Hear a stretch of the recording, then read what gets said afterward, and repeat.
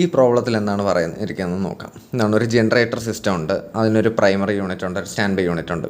ഈ പ്രൈമറി ഫെയിലാവുമ്പോൾ ഈ primary ഫെയിലാവുന്ന constant rate തന്നിട്ടുണ്ട്, ലാംഡ കോൺസ്റ്റൻ്റ് ആണെന്ന് തന്നിട്ടുണ്ട്, അതിൻ്റെ റേറ്റ് തന്നിട്ടുണ്ട്, എന്താണ് 2 per month ആണെന്ന് തന്നിട്ടുണ്ട്.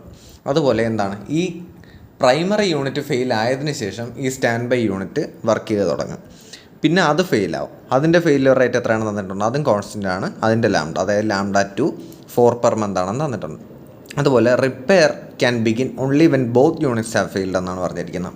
ആദ്യം ഈ ആക്റ്റീവ് യൂണിറ്റ് പ്രൈമറി യൂണിറ്റ് ഫെയിലാവും, അത് കഴിഞ്ഞ് ഉടനെ പ്രൈമറി യൂണിറ്റ് റിപ്പയർ ചെയ്യാൻ പോകില്ല. പ്രൈമറി യൂണിറ്റ് ഫെയിലായ ഉടനെ സ്റ്റാൻഡ് ബൈ യൂസ് ചെയ്യും. സ്റ്റാൻഡ് ബൈയും കട്ടപ്പുറത്തായതിനു ശേഷം മാത്രമേ രണ്ടും കൂടെ ഒരുമിച്ച് നമ്മൾ റിപ്പയർ ചെയ്യുള്ളൂ. ഈ റിപ്പയർ ചെയ്യാനുള്ള MTTR തന്നിട്ടുണ്ട്. എത്രയാണ്? MTTR of 20 days എന്ന് പറഞ്ഞിട്ടുണ്ട്. ചോദിച്ചിരിക്കുന്നത് derive the study state equations for the state probabilities and solve for the system availability എന്നാണ്. അപ്പോൾ നമ്മൾ ആദ്യം ഇതിൻ്റെ മാർക്ക് ഓഫ് ഡയഗ്രാം വരയ്ക്കുന്നു. അപ്പം ഇവിടെ എത്ര സ്റ്റേറ്റ്സ് ഉണ്ട്? മൊത്തം 3 സ്റ്റേറ്റ്സ് ഉണ്ട്. ആദ്യത്തെ സ്റ്റേറ്റിൽ എന്താണ്, ആക്റ്റീവും അവൈലബിളാണ്, സ്റ്റാൻഡ് ബൈയും അവൈലബിളാണ്, പ്രൈമറിയും അവൈലബിളാണ്, സ്റ്റാൻഡ് ബൈ അവൈലബിളാണ്. പക്ഷേ ഏതാണ് വർക്ക് ചെയ്യുന്നത്? പ്രൈമറി മാത്രമേ വർക്ക് ചെയ്യുന്നുള്ളൂ. അതാണ് സ്റ്റേറ്റ് 1. അപ്പോൾ സ്റ്റേറ്റ് 1 ഞാൻ ഡിഫൈൻ ചെയ്തു, അതിനുശേഷം സ്റ്റേറ്റ് 1 വരയ്ക്കുകയാണ്. ഡിഫൈൻ ചെയ്ത് എഴുതിയിട്ടില്ല, എന്നാലും ഞാൻ വരയ്ക്കണം. 1 എന്ന് പറയുമ്പോൾ നമുക്ക് എന്തറിയാം, രണ്ടും അവൈലബിളാണ്. അത് കഴിഞ്ഞ് സ്റ്റേറ്റ് 2 പോകുന്നു. സ്റ്റേറ്റ് 2 എന്ന് പറഞ്ഞാൽ എന്താണ്, പ്രൈമറി യൂണിറ്റ് ഡിസേബിൾഡായി, അത് അടിച്ചുപോയി. പിന്നെ ഇപ്പോൾ വർക്ക് ചെയ്യുന്നത് സ്റ്റാൻഡ് ബൈയിലാണ്. അപ്പോൾ 1 നിന്ന് 2 പോകാൻ എന്ത് സംഭവിക്കണം? പ്രൈമറി യൂണിറ്റ് അടിച്ചു പോകണം. അതിനെന്താണ് അതിൻ്റെ rate? Failure rate of primary unit, അതായത് ലാംഡ 1 എന്ന് നമുക്ക് എഴുതാൻ പറ്റും. അത് കഴിഞ്ഞിട്ട് ഇനി മൂന്നാമത്തെ സ്റ്റേറ്റ്, പ്രൈമറിയും പോയി സ്റ്റാൻഡ് ബൈയും പോയി, അതാണ് സ്റ്റേറ്റ് 3. 2 നിന്ന് 3 പോകുള്ളൂ. ഒരിക്കലും രണ്ടും കൂടെ അടിച്ചു പോകില്ല, കാര്യം മറ്റത് സ്റ്റാൻഡ് ബൈ ആണ്. അപ്പോൾ 2 നിന്ന് 3 പോകാൻ എന്ത് സംഭവിക്കണം? സ്റ്റാൻഡ് ബൈ ഫെയിൽ ആവണം. അതിൻ്റെ റേറ്റ് എത്രയാണ്? ലാംഡ 2 ആണ്. ഇത് കഴിഞ്ഞ് എന്ത് സംഭവിക്കും? ഒരിക്കൽ സ്റ്റേറ്റ് 3 രണ്ടും കൂടെ ഒരുമിച്ച് റിപ്പയർ ചെയ്യും. ഒരുമിച്ച് റിപ്പയർ ചെയ്യാനുള്ള റേറ്റ് എന്താണ്? നമുക്ക് 6 ആണെന്ന് എടുക്കാം. അത് ഞാൻ 6 എന്ന് എടുത്തു. ഇതാണ് ഇതിൻ്റെ മാർക്കോവിയൻ ഡയഗ്രാം. നമ്മൾ നേരത്തെ ഒരു സ്റ്റാൻഡ് ബൈ സിസ്റ്റം നോക്കിയായിരുന്നു, അതിൻ്റെ മാർക്കോവിയൻ ഡയഗ്രാം നോക്കിയാൽ അത് കുറച്ച് ഡിഫറൻ്റ് ആണ്. അതിൻ്റെ മാർക്കോവിയൻ ഡയഗ്രാം ഇങ്ങനെയാണ് വരുന്നത്. ഇങ്ങോട്ടൊരു ലാംഡ 1, ഇങ്ങോട്ടൊരു ലാംഡ 2, അത് കഴിഞ്ഞ് 6 ഇങ്ങനെയാണ് പോകുന്നത്. അതിൻ്റെ റീസൺ എന്താണ്? രണ്ടും കൂടെ ഒരുമിച്ചാണ് റിപ്പയർ ചെയ്യുന്നത് എന്ന കേസല്ല ഇവിടെ വരുന്നത്. ഇവിടെയാണ് രണ്ടും കൂടെ ഒരുമിച്ച് റിപ്പയർ ചെയ്യുന്നത്. ഇവിടെ എന്ത് സംഭവിക്കും? രണ്ടാമത്തെ സ്റ്റേറ്റിലെത്തുമ്പം ആദ്യത്തെ അടിച്ചു പോകുമ്പോൾ തന്നെ ഇത് റിപ്പയർ ചെയ്ത് തുടങ്ങും. അടിച്ചു പോകുന്നതനുസരിച്ച് റിപ്പയർ ചെയ്ത് തുടങ്ങും. ഇതങ്ങനെയല്ല, രണ്ടും അടിച്ചു പോയതിന് ശേഷം മാത്രം റിപ്പയർ ചെയ്ത് തുടങ്ങുള്ളൂ. അതുകൊണ്ടാണ് 3 നിന്ന് 1 മാത്രം പോകുന്നത്. 3 നിന്ന് 2 പോകില്ല, 2 നിന്ന് 1 പോകില്ല. അതാണ് ഇത് രണ്ടും തമ്മിലുള്ള വ്യത്യാസം വരുന്നത്. അപ്പോൾ ഇതാണ് മാർക്കോവിയൻ ഡയഗ്രാം എന്ന് നമുക്ക് മനസ്സിലായി. ഇനി ഇതിൻ്റെ ഡിഫറൻഷ്യൽ ഇക്വേഷൻസ് നമ്മൾ എഴുതണം. അപ്പോൾ അതെങ്ങനെ വരും?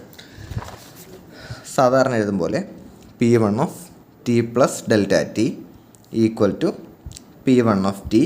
ഇനി എന്താ, P1 കുറയുന്നത് എപ്പോഴാണ്? 1 നിന്ന് 2 വരുമ്പോൾ. അപ്പോൾ minus lambda 1 P1t delta T. ഇത് കൂടുന്നതോ 3 നിന്ന് ഇങ്ങോട്ട് വരുമ്പോൾ, അപ്പോൾ പ്ലസ് R P3t എന്നാണ് ഡെൽറ്റ ടി എന്ന് വരും. ഇനി ഞാൻ എന്താ ചെയ്യുന്നത്? ഇത് ലെഫ്റ്റ് സൈഡിലോട്ട് എടുക്കും, സാധാരണ ചെയ്യുമ്പോൾ തന്നെ. Delta t minus P1t equal to minus lambda 1 P1t delta t plus RP3t delta t എന്നെനിക്ക് എഴുതാൻ പറ്റും. ഇനി ഞാൻ ആസ് t ടെൻസ് ടു 0 സാധാരണ ചെയ്യുമ്പോൾ തന്നെ ആസ് t ടെൻസ് ടു 0 എന്താ സംഭവിക്കുന്നത്? ഇതെനിക്ക് dP1 എന്ന് എഴുതാൻ പറ്റും. dP1 equal to minus lambda 1 P1 dt plus RP3 dt. ഈ dt ഞാൻ താഴോട്ട് കൊണ്ടുവരികയാണ്. dP1 by dt equal to minus lambda 1 P1 plus RP3 ഇത്രയേ പറയുന്നുള്ളൂ. ഇനി ഇവരെന്താ പറഞ്ഞിരിക്കുക? സ്റ്റഡി സ്റ്റേറ്റ് ഇക്വേഷൻസ് എന്നാണ്. സ്റ്റഡി സ്റ്റേറ്റ് നമ്മൾ അവൈലബിലിറ്റിയിൽ നേരത്തെ നോക്കിയാണ്. സ്റ്റഡി സ്റ്റേറ്റ് വരുമ്പോൾ എന്താ സംഭവിക്കുന്നത്? നമുക്ക് എന്താ എഴുതാൻ പറ്റും? dP1 by dt equal to 0 ആണ്. അതിലെ എല്ലാ പ്രോബിലിറ്റീസും dP1 by dt, dP2 by dt, dP3 by dt ഇതെല്ലാം 0 ആണെന്നാണ് നമ്മൾ അറിഞ്ഞിരിക്കുന്നത്. സ്റ്റഡി സ്റ്റേറ്റ് ഇക്വേഷൻ ആയതുകൊണ്ട്. അപ്പോൾ നമുക്കിത് 0ക്ക് ഇക്വേറ്റ് ചെയ്യാൻ പറ്റും. Minus lambda 1 P1 plus RP3 equal to 0. ഇതാണ് എൻ്റെ ആദ്യത്തെ ഇക്വേഷൻ. ഇനി ഞാൻ രണ്ടാമത്തെ ഇക്വേഷൻ എഴുതാം. രണ്ടാമത്തെ ഇക്വേഷൻ നമുക്ക് സിമിലറായിട്ട് എഴുതാൻ പറ്റും. അപ്പോൾ ഇനി രണ്ടാമത്തെ സ്റ്റേറ്റിൻ്റെ ഡിഫറൻഷ്യൽ ഇക്വേഷൻ നമ്മൾ എഴുതാം. അതെങ്ങനെ വരും? P2 t plus delta t equal to P2t, ഇത് കുറയുന്നത് 2 ൽ 3 വരുമ്പോൾ, minus lambda two P2t delta t കൂടുന്നത് 1 വരുമ്പോൾ, അപ്പോൾ plus lambda 1 P1t delta T. ഇത് ഞാൻ ലെഫ്റ്റ് സൈഡിലോട്ട് കൊണ്ടുവരുന്നു. എന്നിട്ട് ഡെൽറ്റ ടി ടെൻസ് ടു 0 എന്ന് കൊടുക്കുന്നു. ഞാനൊരു സ്റ്റെപ്പ് സ്കിപ്പ് ചെയ്യുകയാണ്. അപ്പോൾ എനിക്ക് എന്ത് കിട്ടും? dP2 equal to minus lambda two P2 dt plus lambda 1 P1 dt എന്ന് കിട്ടും. ഈ dt താഴോട്ട് കൊണ്ടുവരുമ്പോൾ എന്ത് സംഭവിക്കും? dP2 by dt equal to minus lambda two P2 plus lambda 1 P1 എന്ന് കിട്ടി. ഇതും എനിക്ക് എന്ത് ചെയ്യാം? നേരത്തെ ചെയ്ത പോലെ 0ക്ക് ഇക്വേറ്റ് ചെയ്യാം. ഇതാണ് എൻ്റെ രണ്ടാമത്തെ ഇക്വേഷൻ. ഇനി എനിക്കറിയാം മൊത്തം എത്ര സ്റ്റേറ്റ്സ് ഉണ്ട് ഇവിടെ. 1 ഉണ്ട്, 2 ഉണ്ട്, 3 ഉണ്ട്, വേറെ സ്റ്റേറ്റ്സ് ഒന്നുമില്ല. അപ്പോൾ P1 plus P2 plus P3 equal to 0 എന്നും ഈക്വൽ ടു 1 എന്നും എനിക്ക് എഴുതാൻ പറ്റും. ഇത് ഇക്വേഷൻ നമ്പർ 3. നേരത്തെ ഏതൊരു കേസിൽ എനിക്ക് ഞാൻ P1 plus P2 plus P3 equal to 0 എന്ന് അറിയാതെ എഴുതി. അത് മിസ്റ്റേക്കാണ്. എപ്പോഴും എല്ലാ സ്റ്റേറ്റ്സിൻ്റെയും പ്രോബിലിറ്റി ആഡ് ചെയ്യുമ്പോൾ നമ്മൾ 1 ആണ് കിട്ടുന്നത്. 4 സ്റ്റേറ്റ് ഉണ്ടെങ്കിൽ 4 ആഡ് ചെയ്യണം, 3 ആണെങ്കിൽ 3 ആഡ് ചെയ്യണം. അപ്പോൾ ഈക്വൽ ടു 1 എന്ന് നമുക്ക് എഴുതാൻ പറ്റും. ഇപ്പോൾ നമുക്ക് 3 ഇക്വേഷൻസ് കിട്ടി. ഇനി നമ്മൾ സബ്സ്റ്റിറ്റ്യൂഷനാണ് ചെയ്യേണ്ടത്. അപ്പോൾ എന്ത് തന്നിട്ടുണ്ട്? ക്വസ്റ്റനിൽ എന്ത് തന്നിട്ടുണ്ട്? എന്താ സ്റ്റാൻഡ് ബൈ. നമുക്ക് ആദ്യം പ്രൈമറി യൂണിറ്റിൻ്റെ ഫെയിലിയർ റേറ്റ് 2 പെർ മന്ത് ആണെന്ന് തന്നിട്ടുണ്ട്. അതായത് ലാംഡ 1 ഈക്വൽ ടു 2 എന്നെനിക്ക് എഴുതാൻ പറ്റും. ലാംഡ 1 ഈക്വൽ ടു 2 എന്നെനിക്ക് കിട്ടി. അതുപോലെ തന്നെ എന്താ രണ്ടാമത്തെ സ്റ്റേറ്റിൽ നിന്ന് മൂന്നാമത്തെ സ്റ്റേറ്റിലേക്ക് പോകാൻ എന്താ സംഭവിക്കുന്നത്? സ്റ്റാൻഡ് ബൈ യൂണിറ്റ് ഫെയിൽ ആവണം. അതിൻ്റെ ഫെയിലിയർ റേറ്റും തന്നിട്ടുണ്ട്. എത്ര? സ്റ്റാൻഡ് ബൈ യൂണിറ്റ് ഫെയിൽ ആവുന്നത് എവിടെ? 4 പെർ മന്ത് ആണെന്ന് തന്നിട്ടുണ്ട്. അപ്പോൾ lambda two failure rate 4 per month ആണ്. അതായത് ലാംഡ ടു എനിക്ക് 4 എന്ന് എഴുതാം. ഇനി 6 ഞാൻ എങ്ങനെ കണ്ടുപിടിക്കും? 6 കണ്ടുപിടിക്കാൻ വേണ്ടിയിട്ടാണ് ഈ MTTR അവർ തന്നിരിക്കുന്നത്. MTTR 20 ഡേയ്സ് ആണെന്ന് തന്നിട്ടുണ്ട്. അതായത് 20 ഡേയ്സ് ആണ്, ബാക്കിയെല്ലാം മന്ത്സ് ആണ്. ഇത് 20 ഡേയ്സിന് ഞാൻ മന്തിലോട്ട് കൺവേർട്ട് ചെയ്യണം. സപ്പോസ് 30 ദിവസമുള്ള മാസമാണ് നമുക്ക് അസ്യൂം ചെയ്യാം. അപ്പോൾ എത്ര? 20/30 മന്ത്സ് എന്ന് എനിക്ക് പറയാൻ പറ്റും. അഥവാ 2/3 മന്ത്സ് ആണ് ഇതിൻ്റെ MTTR വരുന്നത്.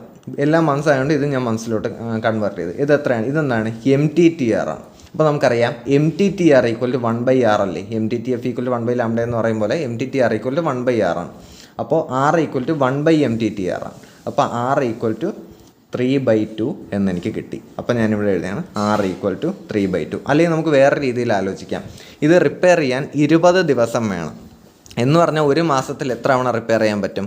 20 ദിവസം ആകുമ്പോൾ ഒരു തവണയാവും. പിന്നെ 10 ദിവസം കൂടെ ആണുള്ളത്. അതിലൊരു പകുതി റിപ്പയറും കൂടെ ചെയ്യാൻ പറ്റും.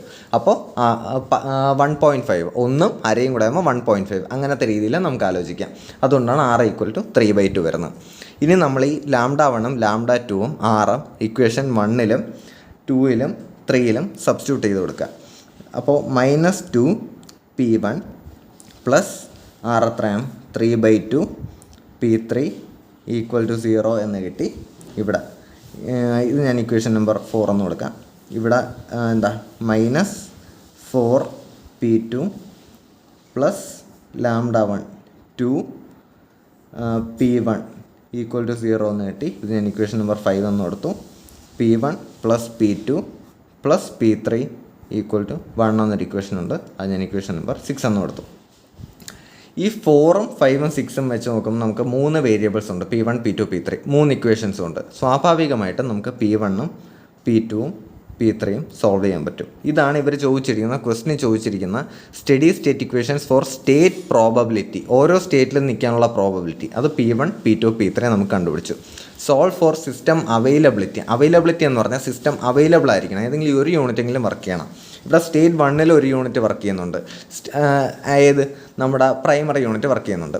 State 2 stand by unit work ചെയ്യുന്നുണ്ട്. സ്റ്റേറ്റ് 3 മാത്രമാണ് ഒന്നും വർക്ക് ചെയ്യാത്തത്.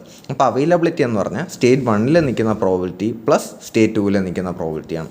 അതായത് ഇവർ ചോദിച്ചിരിക്കുന്ന അവൈലബിലിറ്റിയുടെ ആൻസർ P1 + P2 ആണ്. ഇതിൻ്റെ എല്ലാത്തിൻ്റെയും മാഗ്നിറ്റ്യൂഡ് കണ്ടുപിടിക്കുക, ഇതിൻ്റെ മാഗ്നിറ്റ്യൂഡ് കണ്ടുപിടിക്കുക. അങ്ങനെയാണ് ഈ പ്രോബ്ലം സോൾവ് ചെയ്യുന്നത്.